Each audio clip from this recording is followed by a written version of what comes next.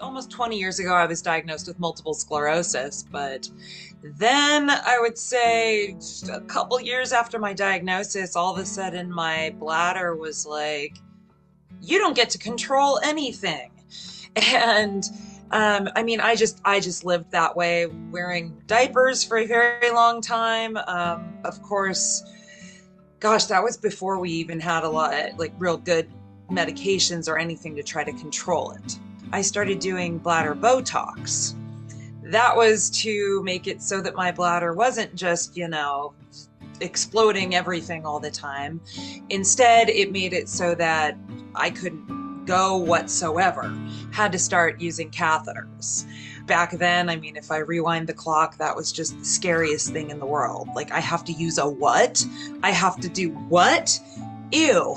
It was just very scary. So, of course, I went through a lot of choosing different catheters, trying different things. I've just been through a lot. At this point, it's just something that I'm so comfortable with. But no, you rewind the clock to when I first started, and it was really scary, and I really didn't know where to turn. I was working as an ambassador for a pharmaceutical company, and I would get up, give a speech. Of course, I'd talk about my bladder issues as part of my story, and people would come up to me after. But I felt like that's really the only time I actually spoke to other patients about catheter type things.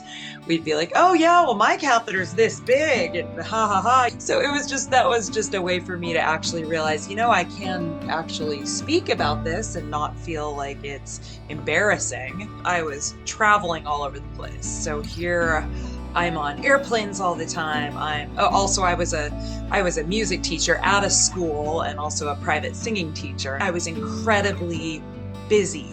So sure, I was looking for a catheter that, I remember the first one I started with, it was in this huge package. You'd have to squeeze it. And I had times when, I'm like having to rush, squeeze the packet, and I come out of the bathroom like wet. And of course, my elementary school kids, Miss Jessica, I'm like, oh, I just messed up at the sink.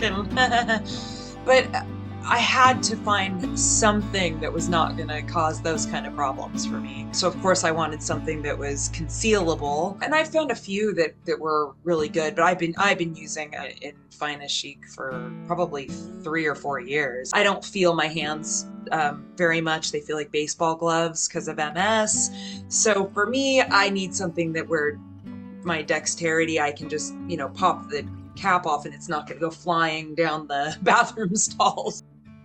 One cool thing about 180 Medical I've noticed is getting to have an avenue where you feel like, okay, here's some people that are normal people and they can explain what they go through. I was like, wow, this is really cool. And I would go through all the patient stories. When the email comes out, I will always look at like, oh, there's a new product or a new this or that. That's cool. And I do wish that was around when I first started catheterizing.